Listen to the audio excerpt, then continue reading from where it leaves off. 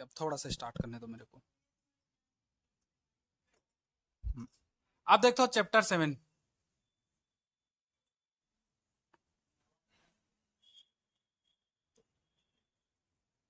कणों के निकाय की गति या घूर्णी गति, या और करके भी कर सकते हो इसी को।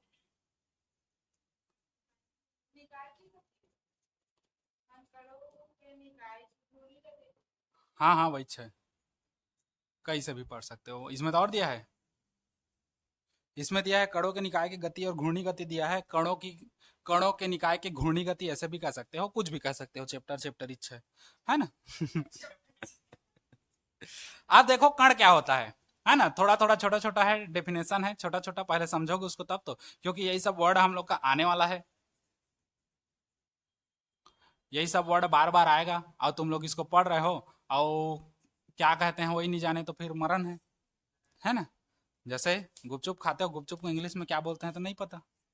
हम्म, वही है। ससुराल को इंग्लिश में क्या कहते हैं वो नहीं पता, है ना। जलेब है, समोसा समोसा कहते हैं इंग्लिश में, समोसा। हाँ आने का थे। अच्छा,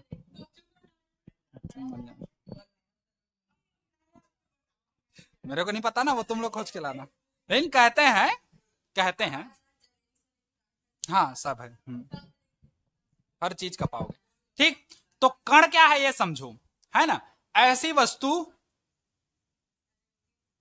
ऐसी वस्तु जिसका आकार कैसा हो, जिसका आकार हम लोग का कैसा हो, नगण्य हो, है ना। जिसका आकार, इंग्लिश में इसको क्या कहें, साइज। जिसका आकार कैसा हो, नगण्य हो, मतलब नहींच के बराबर हो, छोटे से भी हो खत्म, है ना। जिसका आकार नहीं के बराबर हो तथा जिसकी आंतरिक बनावट की उपेक्षा की जा सके, मतलब उसका जो बनावट है उसको हम इग्नोर कर दें, हटा। तो ये हम लोग का क्या है, कण है ना। छोटा छोटा कण होता है ब्रह्मांड में बहुत सारे, क्योंकि कोई भी वस्तु छोटे छोटे कणों से मिलकर क्या है है ना। वो कण हमको दिखाई नहीं देता खाली इस आंख से, मतलब उसका जिसका आकार और साइज क्या हो, नगण्य हो। अगर उसका आकार या साइज होता तो हम लोग आंख से देख लेते कि हाँ ये इस साइज का है। जैसे चेयर का है, चेयर का साइज है, हम देख के बता सकते हैं चेयर है करके, लेकिन इसके अंदर छोटे छोटे पार्टिकल हैं, उसको करके थोड़ी बताओगे तुम लोग कहां से है करके। तो ऐसा वस्तु जिसका आकार नगण्य हो और जिसकी बनावट की, आंतरिक बनावट की हम लोग उपेक्षा कर सके, मतलब ध्यान न दें उसको, है ना, इग्नोर कर दें, तो उसको हम लोग क्या कहते हैं, कण कहते हैं। ये हम लोग का कहलाता है क्या, पार्टिकल। हो गया। उसके बाद हम लोग कहते हैं निकाय,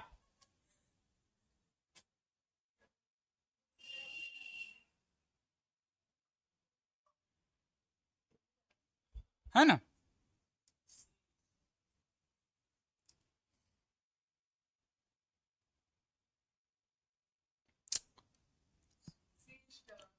हाँ ये एलवीस यादव का सिस्टम नहीं है ना। हाँ, निकाय मतलब सिस्टम, और एलवीस यादव का सिस्टम मत समझना। सिस्टम क्या है वो समझो। निकाय पूरे ब्रह्मांड का वह हिस्सा जिसका हमको अध्ययन करना है, वो सीधा सीधा क्या कहलाता है, निकाय कहलाता है ना। वही सिस्टम है। बुक में इसका परिभाषा थोड़ा सा हार्ड टाइप का दिया है, तो अगर सरल भाषा में समझना है तो वही समझो, पूरे ब्रह्मांड का वह हिस्सा जिसका हम लोग को अध्ययन करना है, हमारे लिए क्या है वो, निकाय है। पूरे ब्रह्मांड का यहाँ कुंटा में हम लोग को अध्ययन करना है, तो ये कुंटा हमारे लिए क्या है, निकाय है। पूरे ब्रह्मांड में हम लोग को इस पर अध्ययन करना है, तो ये हम लोग का क्या है, निकाय है। पूरे ब्रह्मांड पर अगर मेरे ऊपर अध्ययन करना है तो मैं क्या हूं, तुम लोग के लिए एक निकाय हूं, है ना, सिस्टम हूं। मतलब मेरे अंदर जो भी गतिविधि हो रहा है, निकाय कहने का मतलब ये नहीं है कि खाली अध्ययन करना है, उसके अंतर्गत क्या क्या अन्योन्य क्रिया हो रहा है ना, क्या क्या आंतरिक क्रिया हो रहा है, वही क्रिया हम लोग का क्या है, निकाय है ना। जैसे हम लोग कहें एक पानी है जो कैसा है, शांत है, स्थिर है। एक मतलब एक तालाब में पानी है मान के चलो, जो शांत और कैसा रहता है, स्थिर रहता है। उसी में तुम कूद दोगे झाए से, या कूद दोगे नहीं तो कम से कम नाव लेकर के, या ट्यूब, छोटे बच्चे लोग ट्यूब लेके नहीं जाते हैं तौरने के लिए, तो वो ट्यूब लेकर के अगर हम लोग चले गए तौरने के लिए, तो हम लोग का ये ट्यूब, ट्यूब के साथ जो आदमी है वो, और जो ये तालाब का जल स्थिर है, ये सब हम लोग का क्या बन जाएगा, सिस्टम, है ना। ये हम लोग का क्या बन जाएगा, हाँ, सिस्टम निकाय बन जाएगा। ठीक, तो ये हम लोग का है निकाय, मतलब पूरे ब्रह्मांड का वह हिस्सा जहां पर हम लोग अध्ययन करते हैं, है ना। तो वो लड़का कूदने गया है तो अध्ययन थोड़ी करने गया है, वो तो डरा, वो तो नहाने गया है अपना, है ना। तो इनके बीच होने वाली अन्योन्य क्रिया, है ना, ये हम लोग का क्या कहलाता है, सिस्टम कहलाता है निकाय। तो चलो हेडिंग डालो निकाय, और बोलते जा रहा हूं, चलो लिखो।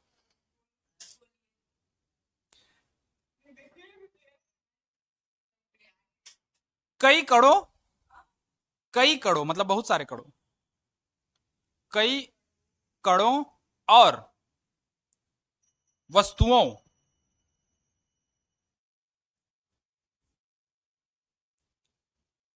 कई कणों और वस्तुओं, या कई कण, या ऐसे भी कह सकते हैं कई वस्तुएं, है ना, जिनके बीच, हाँ, जिनके बीच अन्योन्य क्रिया होती है, अन्यो अन्योन्य अन्योन्य अन्योन्य, ऐसे अन्योन्य क्रिया होती है, अन्योन्य क्रिया होती है, अन्योन्य, हाँ, नहीं समझ आया, अन्योन्य अन्योन्य करना ना, हो जाएगा। अन्योन्य क्रिया होती है, तो उसे निकाय कहते हैं। अथवा एक परिभाषा और लिखवा रहा हूं छोटा सा, अथवा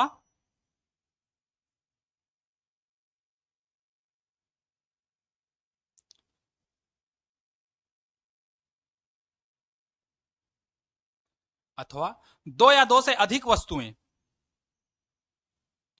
दो या दो से अधिक वस्तुएं, चाहे कण हो चाहे अणु हो, मतलब वो ना हो, है ना। अधिक वस्तुएं जो एक दूसरे पर अन्योन्य क्रिया करती हैं, जो एक दूसरे पर अन्योन्य क्रिया करती है,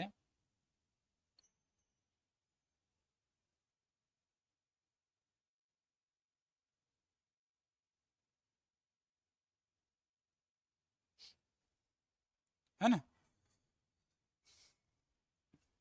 एक दूसरे पर अन्योन्य क्रिया करते हैं, करती है ना। तो इस पूरे व्यवस्था को, या इस पूरे प्रबंध को, जैसा भी करो, इस पूरे व्यवस्था को या इस पूरे प्रबंध को, मतलब जिसमें दोनों दोनों वस्तुएं साथ साथ आए और उनका क्रिया भी उनमें सम्मिलित हो, है ना। तो इस पूरे प्रबंध या इस पूरे व्यवस्था को ही निकाय कहते हैं। प्रबंध या व्यवस्था, जो भी तुम लोग कहना चाहो, निकाय कहते हैं। हो गया। इस पूरे व्यवस्था या पूरे प्रबंध को ही हम लोग क्या कहते हैं, निकाय कहते हैं। हो गया। अच्छा, इसके बाद हेडिंग डालो आंतरिक बल। पढ़ाएंगे नहीं स्कूल में ये सब आंतरिक बल वगैरह। हाँ, तीसरा देखो आंतरिक बल,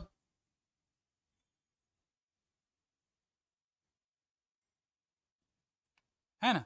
आंतरिक बल में लिखो आ, निकाय के अवयव, मतलब जो सिस्टम है उसी के अंदर का बात कर रहे हैं, है ना।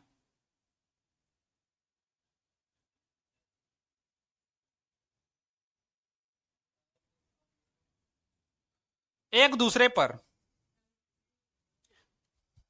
है ना, निकाय के अवयव एक दूसरे पर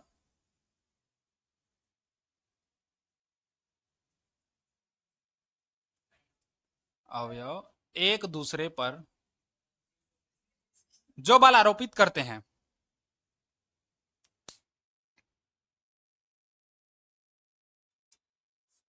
एक दूसरे पर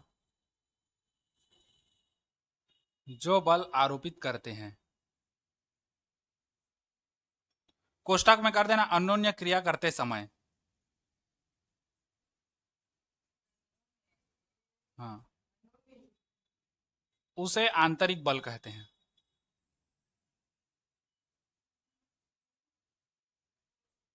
उसे आंतरिक बल कहते हैं।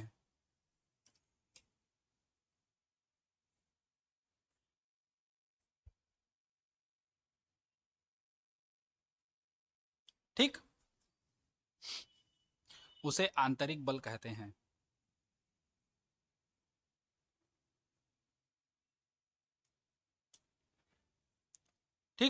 अब समझो इसको, जैसे अभी बताया शांत जल है, मतलब तालाब का है, उसमें एक नाव है और इस नाव में कई आदमी बैठे हैं, मान के चलो, है ना, ढेर सारे आदमी बैठे हैं इसमें।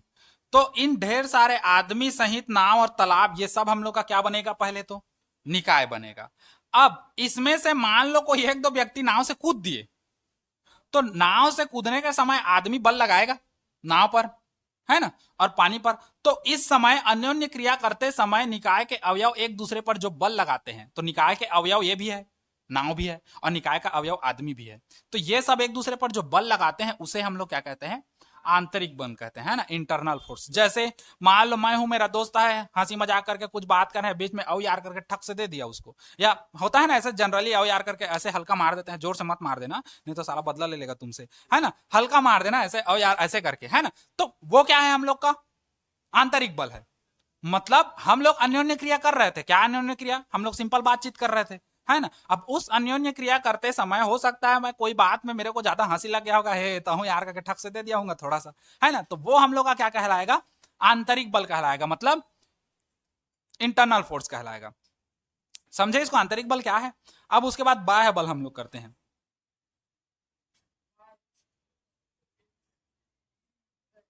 बाह्य बल हेडिंग डालो, चलो, एक्सटर्नल फोर्स।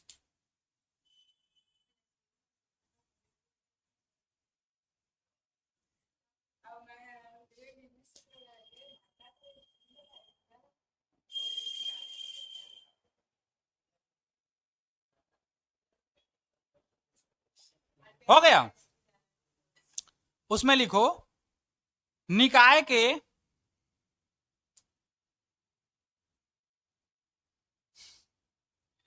निकाय के बाह्य कणों पर बताऊंगा ना, उदाहरण बताऊंगा। निकाय के बाह्य कणों पर, निकाय के बाह्य कणों पर जब निकाय के बाह्य कणों पर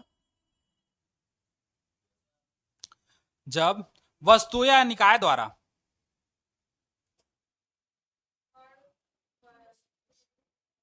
वस्तुओं या निकाय के द्वारा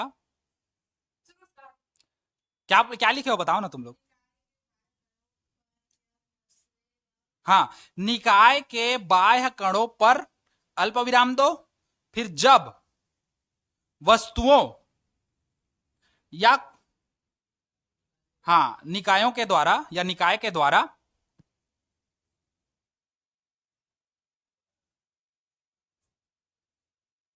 लगाए गए बल को,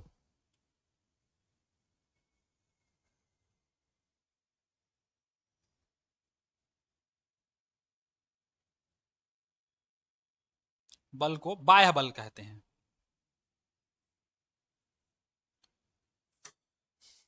क्या कहते हैं, बाह्य बल कहते हैं। पूर्णविराम करना और नीचे नोट पॉइंट में लिख लेना, यह बल निकाय की आकृति या अवस्था को परिवर्तित कर देता है। नोट पॉइंट में लिख लो उसी को, यह बल निकाय की आकृति या अवस्था को परिवर्तित कर देता है।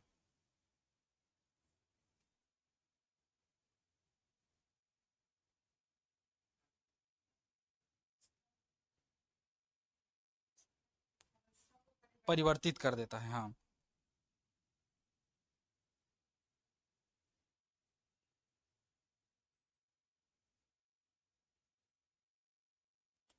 ठीक, अब समझो, मान लो कोई वस्तु है ऐसे करके, किसी भी शेप में हो सकता है, हमको नहीं पता, ये इसका बाहरी कण है ना, ये इसका कितना सारा कण है हम लोग का, छोटा छोटा छोटा छोटा। तो इसके बाह्य कणों द्वारा, ये जो बाह्य कण है इसके द्वारा इस पर एक बल लगेगा इधर की ओर, है ना, जिससे इस निकाय की आकृति या अवस्था परिवर्तित हो जाएगी ऐसे करके। तो इसी को हम लोग क्या कहेंगे, बाह्य बल। मतलब उसकी आकृति या अवस्था या आकार क्या हो जाए, बदल जाए।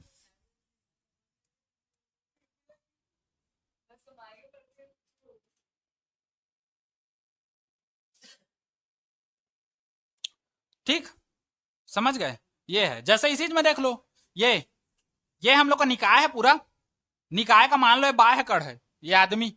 अब ये शांत जल था, ये आदमी उठ के इसमें कूद दिया, तो कूद दिया तो पानी का लहर कैसा हो गया, फैल गया। पानी जो शांत था, स्वांत था नहीं, शांत था, वो क्या हो गया, अब उसमें थोड़ा सा हलचल पैदा हो गया।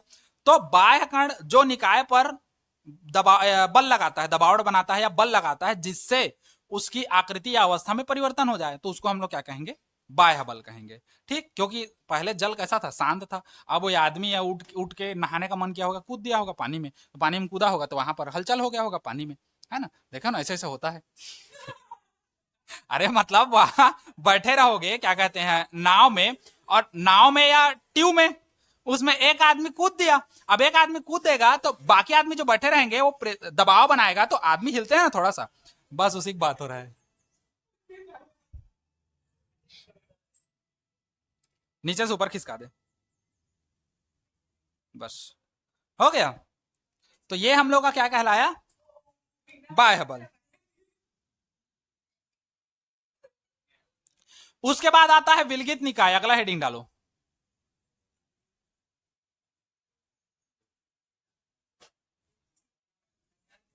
उसके बाद अगला हेडिंग डालो, विलगित निकाय।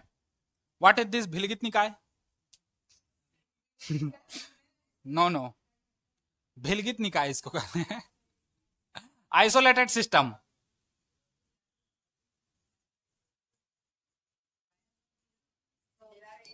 आइसोलेटेड सिस्टम क्या है, देखो, विलगित निकाय। हेडिंग डालो, आइसोलेटेड सिस्टम। हो गया, चलो लिखो उसी में, चलो लिखो। जब किसी निकाय पर, जब किसी निकाय पर कोई बाह्य बल न लग रहा हो, क्योंकि ऐसा भी कंडीशन आएगा जब निकाय पर कोई बाह्य बल न लगेगा, तो उसी को लिखो। जब किसी निकाय पर कोई बाह्य बल न लग रहा हो, कोई बाह्य बल न लग रहा हो, तो ऐसे निकाय को विलगित निकाय कहते हैं।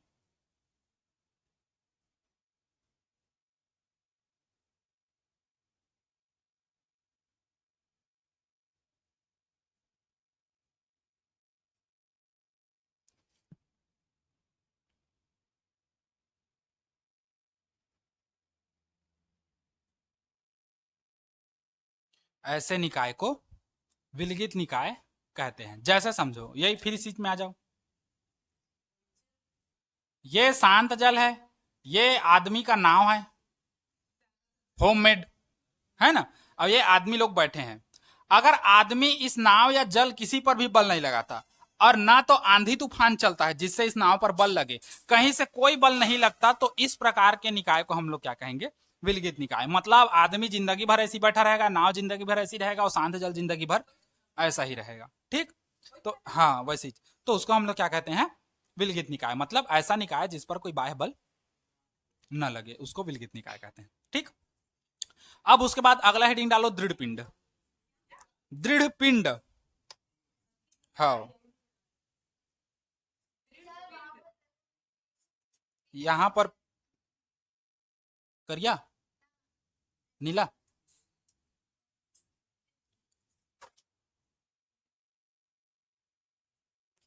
हेडिंग डालो, दृढ़ पिंड, रिजिड बॉडी। उसके बाद हम लोग घुसेंगे द्रव्यमान केंद्र में।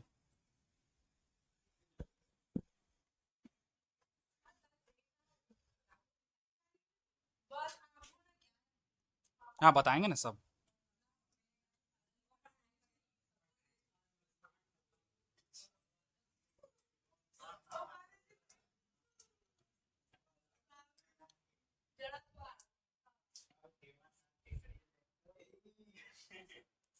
चलो हेडिंग डालो, दृढ़ पिंड, फिर आगे बढ़ते हैं।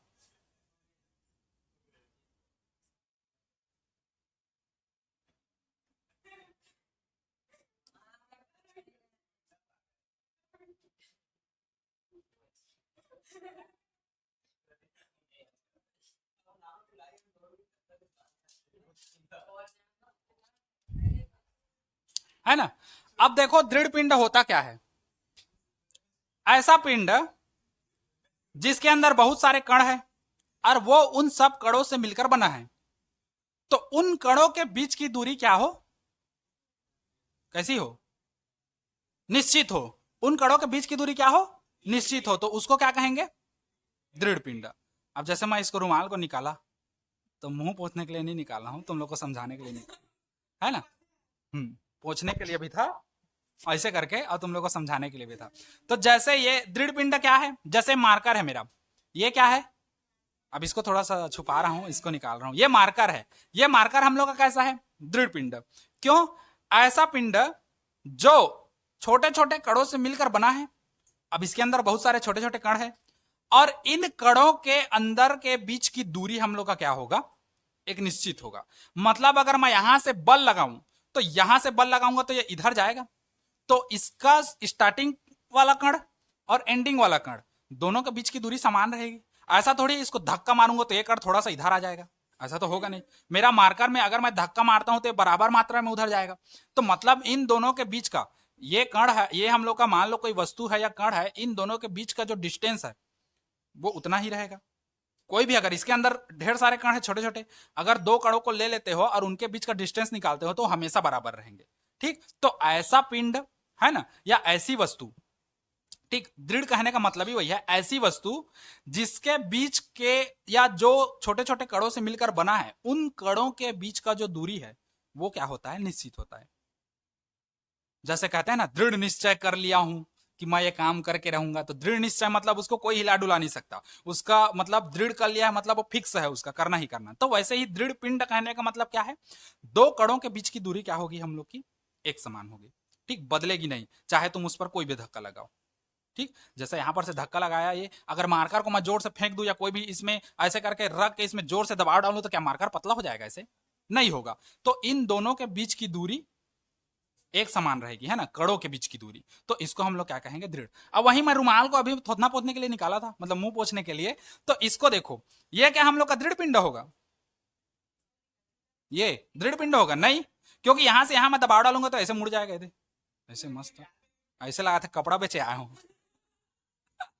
है ना। इस पर दबाव बनाऊंगा तो ऐसे हो जाएगा, ज्यादा दबाव बनाऊंगा तो ये दे मूसवा हो गए, ये दे, है ना। तो ये हम लोग का दृढ़ पिंड है क्या? नहीं है। तो दृढ़ पिंड उसी को कहेंगे जब उस पर कोई बल लगाएं तो उनके अंदर उपस्थित जो छोटे छोटे कण हैं उनके बीच की दूरी हम लोग का ना बदले, है ना, निश्चित हो। लेकिन व्यवहार में हम लोग के पास दृढ़ पिंड नहीं है। व्यवहार में अगर हम लोग कहें, ब्रह्मांड में कोई भी हमारे पास दृढ़ पिंड नहीं है, लेकिन प्रयोगों के लिए मान के चलते हैं। वैज्ञानिक लोग प्रयोगों के लिए मान के चलते थे। क्यों नहीं है? क्यों दृढ़ पिंड? क्योंकि इस पर मैं बल लगाऊंगा तो हम लोग का ये मार्कर पचकेगा नहीं। लेकिन अगर मैं बल का मान बढ़ाते जाऊं बढ़ाते बढ़ाते जाऊं तो एक स्थिति ऐसी आएगी जब मार्कर क्या होगा? पचकेगा, है ना। जैसे वो प्रेशर वाला मशीन आता है ना, यूट्यूब वगैरह में देखते रहोगे, है ना, उसमें ऐसे करके, हाँ, हाइड्रोलिक वाला, उसमें ऐसे करके दबाओगे तो एक समय आता है जब ज्यादा प्रेशर होता है तो पचकता ही है ना। चाहे तुम हो, मैं हूं, कोई भी हो, है ना, पचक ही जाएगा। तो हम लोग नहीं कह सकते कि कोई भी वस्तु दृढ़ पिंड है। अगर बात करें अंतरिक्ष में, अंतरिक्ष में बड़ा बड़ा ग्रह या कुछ भी है, पत्थर है, जाके टकराता है तो आकृति बदलता है ना, कोई टूट जाता है, कोई किसी का पार्ट अलग होके निकल जाता है, तो वहां पर के कणों की गति अलग हुई ना। मतलब जैसे मान लो ये पिंड है और ये एक और पिंड है, ये जाके इसको टक्कर मारा तो ऐसे करके बीच से टूट गया। अब बीच से टूटा है तो दो पार्ट में हो गया, ऐसे करके। तो यहाँ पर जो छोटा छोटा कण है और यहाँ पर जो छोटा छोटा कण है, इसके बीच की दूरी बदल गई ना, तो हम लोग का दृढ़ पिंड हुआ? नहीं हुआ। मतलब हम लोग का ब्रह्मांड में कोई भी दृढ़ पिंड, है ना, रिजिड बॉडी है ही नहीं, है ना।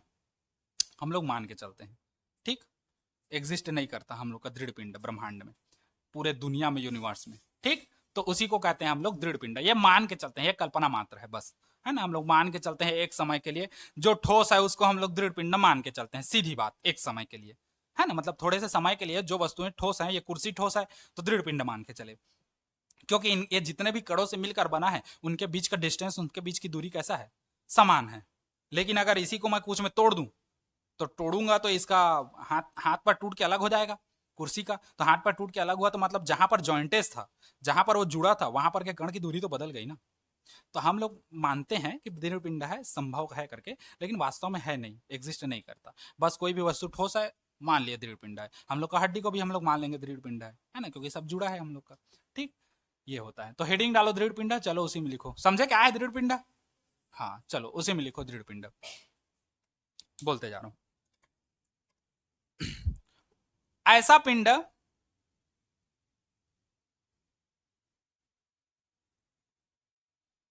जिसके अंदर के कणों के बीच की दूरी, ऐसा पिंड जिसके अंदर के कणों के बीच की दूरी, के की करना, के की करो जिसके अंदर के कणों के बीच की दूरी निश्चित होती है, निश्चित होती है,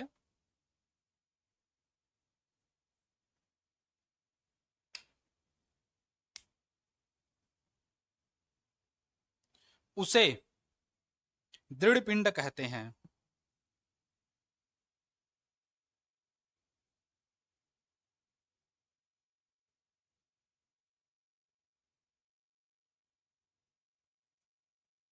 उसे क्या कहते हैं? दृढ़ पिंड कहते हैं। हो गया। अब हेडिंग डालो द्रव्यमान केंद्र। इंपॉर्टेंट क्वेश्चन है, टॉपिक है।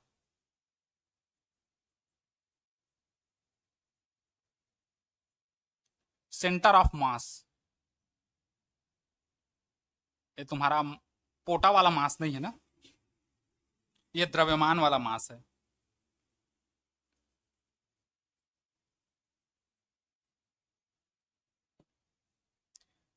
इंपॉर्टेंट इसलिए बोला, अभी भले पेपर में तुमको मत दे, लेकिन आगे भविष्य में कुछ कुछ करोगे, एग्जाम फाइट ना, है ना, कंपटीशन, तो उसमें आता है। नीट में इससे आता है 3-4 टॉपिक, 3-4 क्वेश्चन, है ना। नीट वाला सरल होता है, जेई वाला कठिन होता है। नीट वाला सरल इसलिए होता है क्योंकि क्वेश्चन दे देता है और सीधा बोलता है द्रव्यमान केंद्र ज्ञात कीजिए करके, है ना। तो 3-4 टॉपिक इससे आता है, तो सीधा द्रव्यमान केंद्र ज्ञात कीजिए बोलता है, सीधा सीधा निकाल लोगे। जेई में जो आता है 1-2 नंबर का, 1-2 क्वेश्चन, उसमें वो घुमा घुमा के देता है पूरा, है ना। तो खैर अभी तो, हाँ, जेई नीट का तुम लोग एग्जाम नहीं दिला रहे हो, नॉर्मल है, सिंपल, ठीक। द्रव्यमान केंद्र क्या है ये देखो, है ना। जैसे एक एग्जाम्पल के लिए मान के चलो, ये हम लोग का पिंड है या कोई वस्तु है या कुछ भी है, ये छोटे छोटे कणों से मिलकर बना है। तो इसके अंदर बहुत सारे कण होंगे और प्रत्येक कण का कुछ ना कुछ द्रव्यमान होगा, है ना। प्रत्येक कण का कुछ ना कुछ द्रव्यमान होता है। मान लो ये कण हम लोग का M1 है, ये कण हम लोग का M2 है, ये कण हम लोग का M3 है, और ये कण हम लोग का M4 है, ये कण हम लोग का क्या है? M5 है। सब कण को मान लिए जिसका द्रव्यमान M1 M2 M3 M4 M5 है, प्रत्येक कण का द्रव्यमान। अगर मैं बोल दूं एक एग्जाम्पल के लिए, अगर मैं बोल दूं कि इस जो पिंड है, ये जो पिंड है, इस पिंड का जो द्रव्यमान है वो हम लोग का मान के चलो 20 किलो है, 20 किलोग्राम है पिंड का द्रव्यमान। तो किसका है? क्या वो इस कण का द्रव्यमान है 20 किलोग्राम, या इस कण का द्रव्यमान है 20 किलोग्राम, या इस कण का द्रव्यमान है 20 किलोग्राम, या इस कण का, या इस कण का? किसका है? पूरे का है। पूरे का है मतलब सबका मिला करके हम लोग का कितना हो रहा है? 20 किलोग्राम। अच्छा, अब देखो, अगर इसको रस्सी से बांध दूं और किसी से टांग दूं, तो द्रव्यमान हम लोग का कितना बताएगा? मतलब जैसे तौल नापने का मशीन है तौलने का, उसमें अगर मैं टांग दूं तो 20 किलो बताएगा, है ना। कहने का मतलब ये जो हम लोग का पिंड है, इसका संपूर्ण द्रव्यमान जो ये इस कण के अंदर किसी एक बिंदु पर केंद्रित माना जा सकता है ना, या किसी एक बिंदु पर क्या होता है? केंद्रित होता है। उसी को हम लोग क्या कहते हैं? द्रव्यमान केंद्र। द्रव्यमान केंद्र कहने का मतलब पूरा जो द्रव्यमान है किसी एक बिंदु पर क्या होगा? केंद्रित होगा। तो उसी को हम लोग क्या कहेंगे? द्रव्यमान केंद्र कहेंगे, ठीक। तो चलो लिखो, बताते जा रहा हूं उसी में।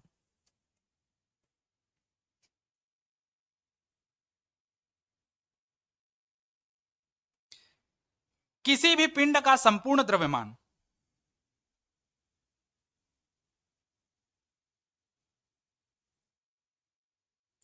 किसी भी पिंड का संपूर्ण द्रव्यमान,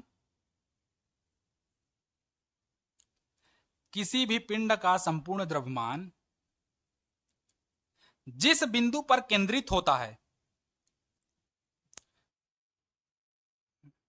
जिस बिंदु पर केंद्रित होता है,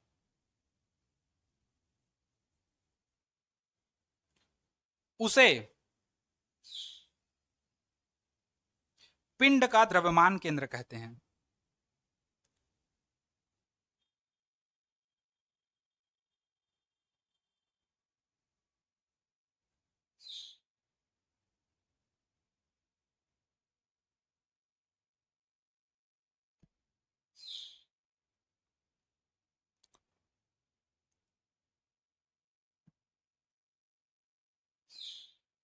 ठीक, अथवा करके एक और परिभाषा लिख लो, बता दे रहा हूं।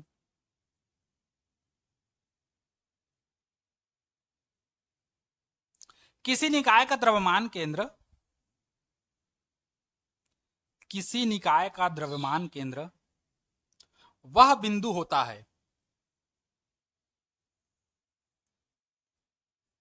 वह बिंदु होता है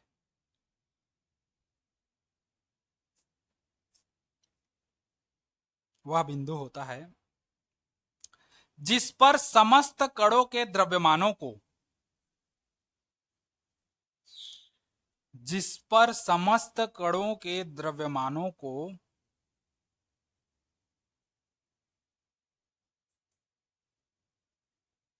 केंद्रित माना जा सकता है, या हाँ केंद्रित माना जा सकता है।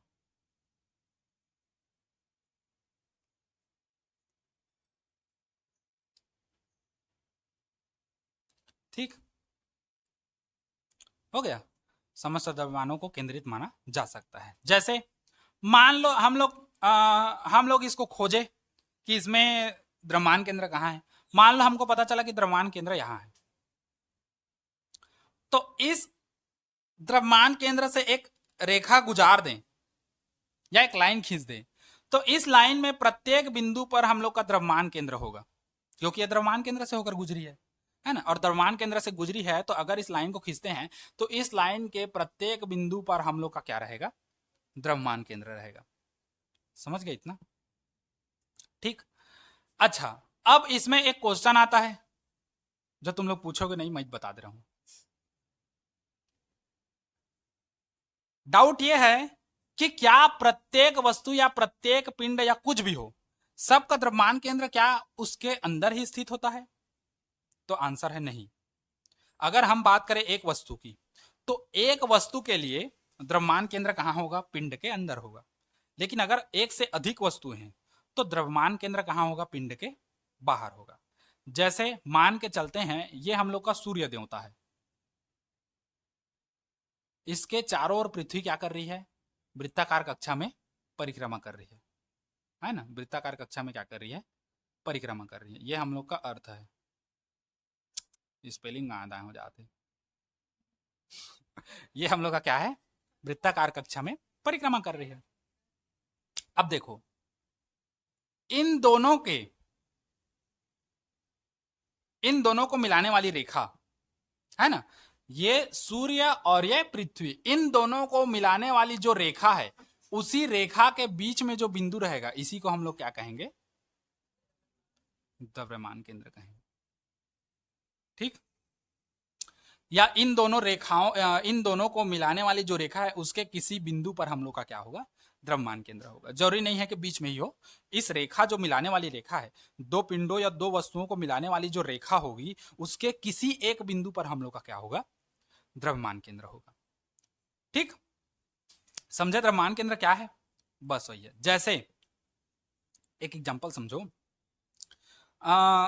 एक तो ये आता है खिलौना, देखो पंच मारने वाला, जो ऐसे करके रहेगा, पंच मारोगे तो उधर जाता है फिर वापिस आता है ना। तो उसका द्रव्यमान केंद्र कहां होता है, ठीक नीचे होता है। मुक्का मारने वाला आता है ना, मुक्का मारोगे तो उधर सोएगा फिर आगे आ जाता है। या एक खिलौना होता है जिसमें एक लड़का रहता है और ऐसे करके रहेगा और दो ठो नीचे रहता है ना। और उसके नीचे में एक छोटा सा रहेगा, वहां पर तुम लोग उंगली रखोगे तो फिर कैसे भी हिलाओ वो गिरता नहीं है, वो ऐसे ऐसे ऐसे ऐसे हो जाता है आगे पीछे। तो उसका द्रव्यमान केंद्र ठीक कहाँ रहता है, नीचे रहता है। ठीक, और अगर किसी भी चीज का सेंटर ऑफ मास को तुम पकड़ दिए तो वो बैलेंस हो जाता है। किसी भी चीज का सेंटर ऑफ मास पकड़ लिए तो क्या हो जाएगा, बैलेंस हो जाएगा। जैसे मान लो इसी का है ये, अब देखो मैं अगर यहां पर रखूंगा तो वस्तु देखो गिर रहा है, देखो गिर रहा है। यहां पर रखूंगा तो मान के रखो, रख के देखते हैं, अब हमको भी पता नहीं है।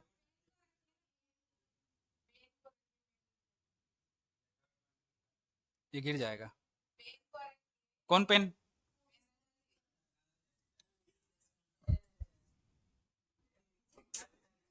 ये डस्टर मान के चलो, ये सबसे सुंदर सस्ता टिकाऊ है ना, ये डस्टर है। अब डस्टर को दो उंगली में करूंगा ना, क्योंकि एक में गिरेगा। हाँ ऐसे करके ये देखो गिर रहा है, ये अब नहीं गिरा। मतलब मैं इसका क्या को पकड़ा हूं, द्रव्यमान केंद्र को। अब कैसा भी हो मेरा मुंह देखने लायक है, कसनो करके तो रुक जाइए। ये इसका क्या है, द्रव्यमान केंद्र है, लेकिन केंद्र नहीं है, क्योंकि मैं इसको कैसे पकड़ा हूं, एक करिया दिखाता हूं वहां। ये मैं पूरा लाइन पकड़ा हूं, तुमको एक पॉइंट पकड़ना है। एक पॉइंट ऐसा पकड़ोगे, मान के चलो, है ना, ये हम लोग एक पॉइंट ऐसा पकड़ेंगे, ऐसे करके रखने के लिए, जहां पर यह वस्तु गिरेगी ही नहीं, एकदम बैलेंस हो जाएगी। देखो अभी इधर उधर गिर रहा है, छोड़ रहा हूं तो मार्कर में मत रखो ना, मार्कर में ज्यादा हो जाएगा। केंद्र इतना बड़ा झौहा का केंद्र थोड़ा लिया तुमन, छोटा सा केंद्र लेना है हमको। तो ये निप का मान के चलो, तो हम लोग इसको ऐसे जगह में रखेंगे जहां पर वस्तु गिरे ही ना, पूरा बैलेंस हो जाए। तो जहां पर बैलेंस होगा उसी पॉइंट जो टच किया रहेगा उसी को हम लोग क्या कहेंगे, द्रव्यमान केंद्र कहेंगे। ठीक, बस यही है।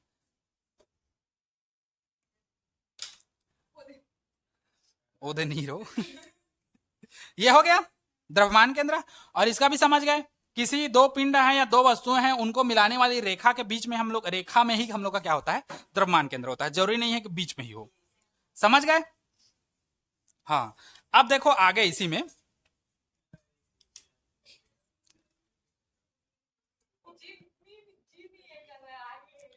अब दृढ़ पिंडों का द्रव्यमान केंद्र कैसा कैसा होता है इसको देखो। वैसे तो हम लोग जानते नहीं है, मतलब हम लोग ये जानते हैं कि दृढ़ पिंड मौजूद नहीं है, हम लोग कल्पना मात्र मान के चलते हैं। लेकिन हम लोग क्या करते हैं, दृढ़ पिंड के लिए हम लोग क्या देखते हैं, द्रव्यमान केंद्र। दृढ़ पिंड के लिए क्या, द्रव्यमान केंद्र। हाँ, नहीं हेडिंग नहीं, खाली ऐसे समझो।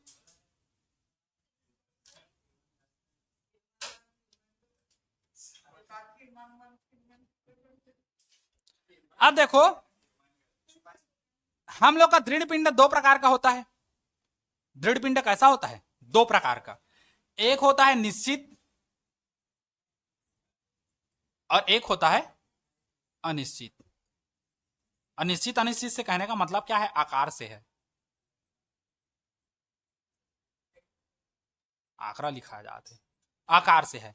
निश्चित दृढ़ पिंड किसको कहेंगे, जिसका आकार हमको पहले से पता है या उसका शेप पता है। और अगर तुमको निश्चित आकार पता है तो उसका द्रव्यमान केंद्र भी पता होगा। अगर आकार निश्चित है और हमको पता है वो कैसा है, अगर हमको पता है कि वो कैसा आकार का है, कैसा आकार का है, तो हमको यह भी पता होगा कि उसका द्रव्यमान केंद्र कहां पर है, द्रव्यमान केंद्र कहां है, ये हमको क्या होगा, पता होगा। जैसे अगर निश्चित दृढ़ पिंड का बात करें, देखो सब निश्चित है, आकार भी निश्चित है, लेकिन उसका आकृति साइज अलग अलग है। जैसे मैं बात करूं निश्चित में, एक हम लोग वर्ग ले लें, तो वर्ग तुम कैसा भी लो, उसका द्रव्यमान केंद्र एक ही जगह होगा। कहां होगा मैं बताऊंगा। अगर हम लोग आयत ले लें, तो आयत छोटा बड़ा कैसा भी लो, उसमें भी आकार सेम होगा, है ना। आयत मतलब हम लोग को पता है फिक्स सब कैसा है, लंबाई चौड़ाई, है ना। अगर हम लोग गोला ले लें तो भी हमको पता है। अगर हम लोग बेलन ले लें, बेलन, तो भी हमको पता चल जाएगा कि इसका द्रव्यमान केंद्र कहाँ है। मतलब थोड़ा देर में हम लोग को साय से पता चल जाएगा, चुटकी बजाते, है ना। अगर हम लोग ले ले शंकु, तो भी हमको पता रहेगा कि कहां पर है। अगर हम लोग ले ले घन, तो भी हमको पता रहेगा कि उसका द्रव्यमान केंद्र कहाँ है। मतलब पता नहीं रहेगा, लेकिन कुछ कैलकुलेशन करके हम लोग निकाल देंगे। अगर घनाभ है तो भी हमको पता रहेगा कि हम लोग का कहां पर है, कैलकुलेशन करके। ठीक, तो इन सब चीजों का हम लोग को क्या पता चल जाएगा, द्रव्यमान केंद्र तुरंत पता चल जाएगा थोड़ा सा देर में। लेकिन अगर कुछ ऐसे हैं जो अनिश्चित हो, जैसे रोड से कोई पत्थर को उठा लिया, खेबड़ी वाला, है ना, रोड से कोई मतलब टेढ़गा मेढ़गा बिना साइज का पत्थर उठा लिया, अब बोलो इसका द्रव्यमान केंद्र को खोज के लिखाओ, कहां पर है द्रव्यमान केंद्र, खोजात रह जाता है ना, बूढ़ात काल ले। ठीक, तो इसका मिल जाएगा, ऐसी बात नहीं है कि नहीं मिलेगा, लेकिन खोजने में टाइम लगेगा। अब वहां पर ऐसे पेन को निकाल के उसको ऐसे करके देखते थोड़ी रहोगे, बराबर करके कि जहां पर हम लोग का पत्थर बैलेंस हुआ वही हम लोग का द्रव्यमान केंद्र है, वैसा करते थोड़ी बैठे रहोगे। तो हर चीज का द्रव्यमान केंद्र निकालने का एक तरीका होता है ना, जिसमें निश्चित आकृति के लिए, जैसे इस शेप में है, ऐसे शेप के लिए हम लोग का द्रव्यमान केंद्र तुरंत पता चल जाता है। और बाकी जो अनिश्चित शेप रहता है, जैसे रोड से कोई पत्थर उठा लिए, है ना, कोई पहाड़ का चट्टान तोड़ के ले आए, है ना, वैसे ला तो सकते नहीं हो, लेकिन मान लो लेके आ गए, तो वैसे लोग शेप को हम लोग का द्रव्यमान केंद्र ज्ञात करने के लिए उसका क्या होता है, एक सूत्र वगैरह होता है कुछ, है ना। अब रही बात ऐसे शेप के लिए हम लोग का कैसे ज्ञात करेंगे द्रव्यमान केंद्र, कैसे ज्ञात करोगे? हाँ, कुछ कुछ का बता दे रहा हूं। जैसे हम लोग का आयत है, आयत है, चतुर्भुज है। अब चतुर्भुज में जो है समांतर चतुर्भुज है ना, समलंब का बात नहीं कर रहा हूं, समांतर चतुर्भुज, समांतर चतुर्भुज, इन सब का द्रव्यमान केंद्र कहां होता है? तो आयत ले लो, तो आयत का द्रव्यमान केंद्र कहां होगा? इनके विकर्ण जो रहते हैं, जो एक दूसरे को जिस बिंदु पर काटते हैं, वहीं पर उनका क्या होता है? द्रव्यमान केंद्र। रही बात हम लोग का समांतर चतुर्भुज का, तो समांतर चतुर्भुज के भी सॉरी विकर्ण एक दूसरे को जिस बिंदु पर काटते हैं, वो हम लोग का क्या होता है? चीफ मिनिस्टर मत कहिए ना, चूड़ामणि मत कहिए, ये सेंटर ऑफ मास है।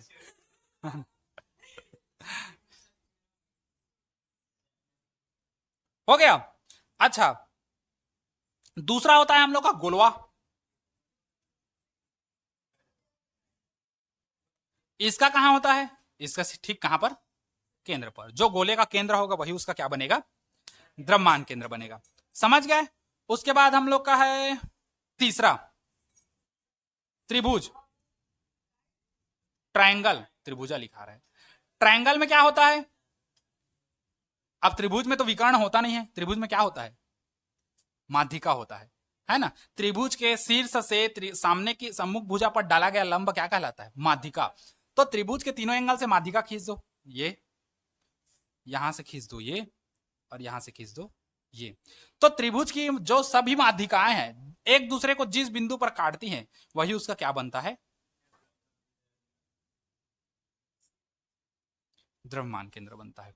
ठीक, ये सब शेप के बारे में है, मतलब जितना भी हम लोग के पास आकृति है, गणित में पढ़े हो, कक्षा 10वीं में भी तुम लोग पढ़े हो, ज्यामिति वाला में, है ना, दुनिया भर का, तो ये सब जगह जगह पर हम लोग का क्या है? हाँ, ज्यामिति है। ठीक,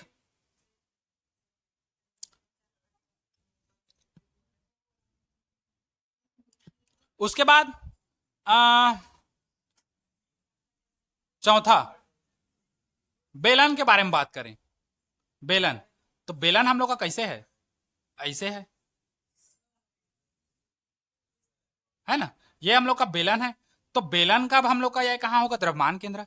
तो बेलन का मुख्य अक्ष खींच दो ऐसे करके, है ना, ये। तो ये बेलन का जो मुख्य अक्ष है, इसके ठीक मध्य बिंदु में क्या होगा हम लोग का? द्रव्यमान केंद्र।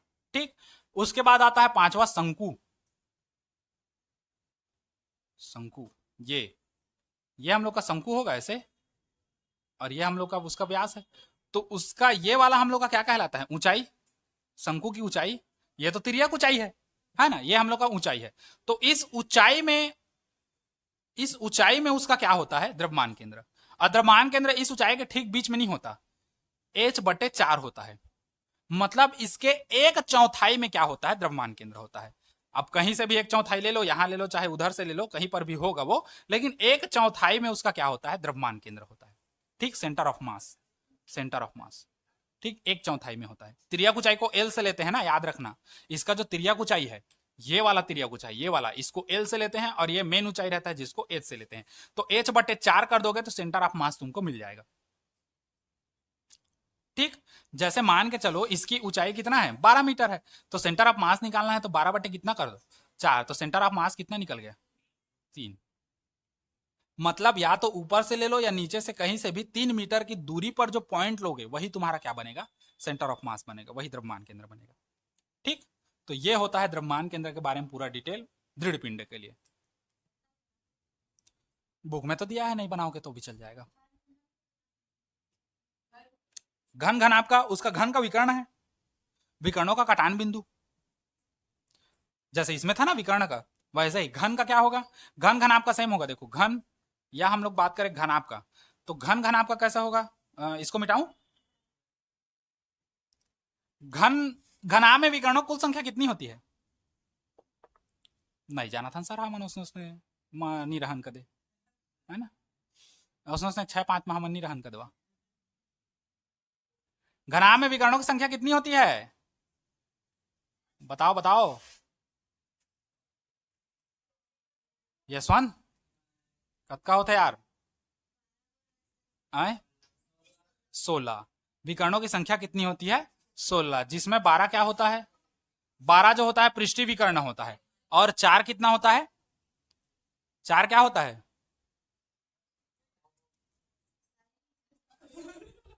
आकाशीय विकर्ण है। ये हम लोग का मान के चलो क्या है? घनाभ है। तो इसमें पृष्ठीय विकर्ण कितना होगा? 12। पृष्ठीय विकर्ण मतलब पृष्ठ में देखो, ये हम लोग का है एक विकर्ण, ये बनेगा एक विकर्ण, ये बनेगा 2 ठो हो गया।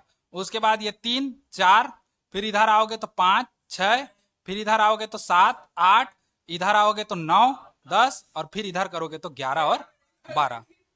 परेड चला थे कस लागिस, है ना। तो 12 इसका क्या है? पृष्ठीय विकर्ण है। बात करें अंदर के विकर्ण की, है ना, आकाशीय विकर्ण। आकाशीय विकर्ण जो टच ना हो, इसको खोल दो, और खोलने के बाद इसका अंदर अंदर को टच कराना।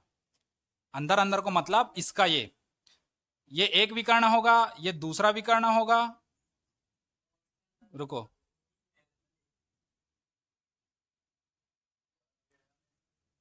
एक विकर्ण ये होगा, ठीक, और दूसरा विकर्ण इधर से होगा। फिर तीसरा विकर्ण कहां से होगा? यहां से होगा, मतलब ऐसे करके। और चौथा विकर्ण कति है वो? कहीं से भी होगा, इसमें बता रहा हूं, चलो कंफ्यूजन होगा, इसमें क्लियर कर देता हूं। ये 4 विकर्ण यहीं से खींच लो, यहीं से देख लो मस्त। यहां दिख रहा है, देखो इतना में। हाँ, अब देखो, एक विकर्ण कहां से होगा?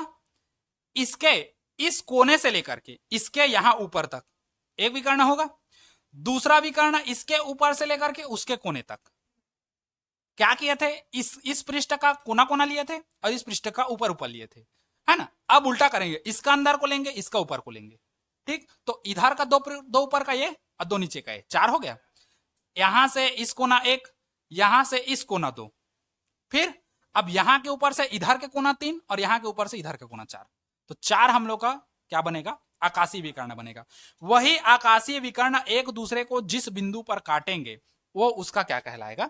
द्रव्यमान केंद्र कहलाएगा। तो घन हो या घनाभ हो, उनका द्रव्यमान केंद्र उसके आकाशीय विकर्णों के कटान बिंदु पर होता है। हो गया? समझे बबुई लोग? ठीक। अब उसके बाद हेडिंग डालो। हो गया? चलो तो फिर आज इतना ही देखो, उसके बाद फिर आगे देखते हैं।